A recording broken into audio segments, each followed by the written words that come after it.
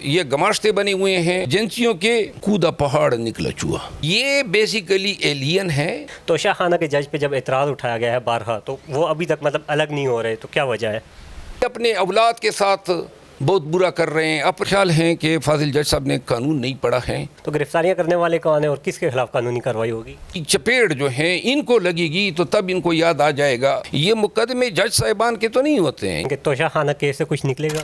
Chairman P T I کے وکیل شیر افضل مروت صاحب ہمارے ساتھ اس وقت موجود ہیں، ان سے توشہ خانہ کے کیس کے حوالے سے پوچھیں گے اور حالیہ ملک میں جو گرفتاریاں ہو رہی ہیں تحریک انصاف کے حوالے سے اس سے پوچھیں گے۔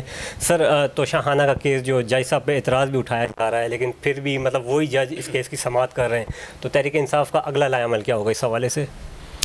آج توشہ خانہ کیس میں خان صاحب کی قانونی ٹیم کے سینئر ممبر بیرسٹر گور صاحب نے فاضل جج صاحب کے سامنے ریکیوزل کی درخواست جمع کی، ساتھ میں فیس بک پہ جو ٹویٹس یا پوسٹ تھے ان کے ساتھ جو سٹف ملا اور بعد میں وائرل ہوا وہ بھی لگایا ہوا تھا، لیکن فاضل جج صاحب نے عدالت میں وہ چیزیں ان کو نہیں دکھائی، صرف اتنا کہا کہ چونکہ آپ کے فیس بک پوسٹ سے یہ چیزیں برآمد ہوئی ہیں جو میلس یا باعث کی نشاندہی کر رہی ہیں ٹورڈز دی ایکیوزڈ، خان صاحب اس میں اس عدالت میں ملزم ہے، تو لہٰذا قانون کے تقاضے یہ ہیں، فیئر ٹرائل ایکٹ کا تقاضا ہے، ڈیو پروسیس آف لاء کا تقاضا ہے کہ آپ اس مقدمے سے خود کو علیحدہ کر دیں۔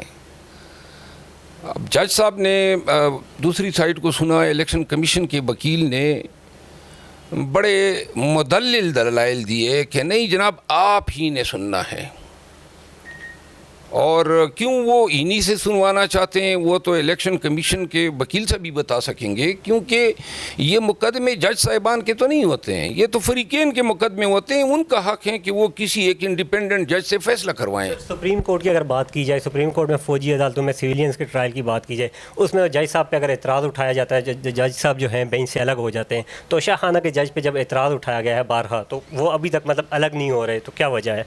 الگ ہو جاتے ہیں۔ توشہ خانہ کے جج پہ جب اعتراض اٹھایا گیا ہے بارہا، تو وہ ابھی تک مطلب الگ نہیں ہو رہے، تو کیا وجہ ہے؟ تو آج جب انہوں نے درخواست دی تو فاضل جج صاحب نے اس درخواست کو خارج کیا، اور میں نے آرڈر پڑھا ہے جس میں فاضل جج صاحب نے کہا ہے کہ جی یہ چونکہ آپ ہائی کورٹ گئے ہوئے ہیں اور یہ درخواست دے کے آپ نے گویا میری توہین کی ہے یا مجھے ٹرالنگ کا بھی ذکر کہا ہے، اور اس درخواست کے پیچھے بھی وہ کہہ رہے کہ محرک یہی ہیں کہ آپ مزید میری بدنامی کرنا چاہتے ہیں۔ میرا خیال ہے کہ فاضل جج صاحب نے قانون نہیں پڑھا ہے ریسکیول کا۔ ریسکیول پرنسپل جو ہیں اس کے پاکستان میں کوئی ہارڈ اینڈ فاسٹ رول نہیں ہے، لیکن ہمیشہ یہ کنسیپٹ رہا ہے کہ ہم ہائی کورٹ میں بھی بعض اوقات کوئی جج صاحب جو ہیں وہ ایک مقدمہ اس کے سامنے آتا ہے، اور میں نے خود کئی دفعہ کیا ہے، وہی جج صاحب ماضی میں اسی مقدمے میں کوئی وکیل رہ چکے ہوتے ہیں، تو ہم بتا دیتے ہیں کہ چونکہ آپ اس مقدمے میں پہلے کسی پارٹی کے وکیل رہ چکے ہیں تو لہذا آپ اس کو سماعت نہ کریں۔ بعض اوقات اس طرح بھی ہوتا ہے کہ ہمیں یا اس جج صاحب کے چیمبر کا کوئی وکیل ہوتا ہے تو تب بھی ہم کہتے ہیں کہ جی چونکہ وہ آپ کے چیمبر کا جو وکیل ہیں فلاں پارٹی کو ریپرزینٹ کر رہے تو آپ نہ سنیں، اور جج صاحبان جو ہیں وہ ان چیزوں کو انکریج کرتے ہیں کہ جی اگر آپ کے ذہن میں کوئی شک ہے تو یہ مقدمے ہمارے نہیں ہیں، آپ کے ہیں۔ ہم نے آپ کے دیکھیں بنیادی ٹیسٹ کیا ہے باعث کا یا سیلف ریسکیول کا۔ ریسکیول کا ٹیسٹ یہ ہیں کہ عدالت نے یہ دیکھنا ہوتا ہے، یہ بنیادی سیٹل لا ہیں کہ متاثرہ فریق جو مانگ رہا ہے ریسکیول اس کے ذہن میں کتنے ریزنیبل شبہات ہیں۔ تو جب آپ کے فیس بک سے اور آپ کے رویے سے یہ ساری چیزیں آیا ہیں تو میرے ذہن میں ریزنیبل شبہات نہیں ہیں، تو جب آپ کو یہ گمان ہو رہا ہے کہ ان کے شبہات جو ہیں وہ ریزنیبل ہیں تو پھر آپ چینج کر دینا۔ ایک مقدمے کے ساتھ آپ نے کہنا ہے میں نے ہی فیصلہ کرنا ہے، میں نے ہی منصف رہنا ہے، اور میں نے ہی جو ہیں آپ کے اس حقوق کے بابت ایڈجوڈیکیشن کرنی ہے۔ یہ بیسیکلی ایلین ہے لاء میں، کرمنل ایڈمنسٹریشن آف جسٹس میں۔ فاضل جج صاحب جو ہیں دیکھیں وہ جذباتی ہو جاتے ہیں، لیکن یہ شاید کافی عرصے بعد ان کو احساس ہو کہ یہ ہمیں نہیں، اسے نہیں کرنا چاہیے تھا۔ بس کوشچن یہ ہے کہ چیئرمین تحریک انصاف نے جیسا کہ آج فرمایا کہ جیسے ہماری گرفتاریاں ہو رہی ہیں اس کے خلاف بھی قانونی کارروائی کریں گے، تو گرفتاریاں کرنے والے کون ہیں اور کس کے خلاف قانونی کارروائی ہوگی؟ یہ ہم کر رہے ہیں نا. ابھی شاہرام ترقی کے بھائی کے گھر پہ ڈاکہ ڈالا گیا F7 میں، IG اسلام آباد اس کا لیے مورد الزام ٹھہرایا گیا. ہم گئے عدالت میں، FIR کا آرڈر اس کے خلاف ہو گیا ہے. ایک ایک افسر جس نے زیادتی کی ہیں، غلط پرچے دیے ہیں، گھروں میں گھسے ہیں، یا جنہوں نے لوگوں کو گولیاں ماری ہیں پشاور یا ایلسویر شہید کیا ہے، یہ تمام اپنے پاس یہ لکھ لیں کہ ان تمام کا قانونی طور پہ حساب کتاب کیا جائے گا.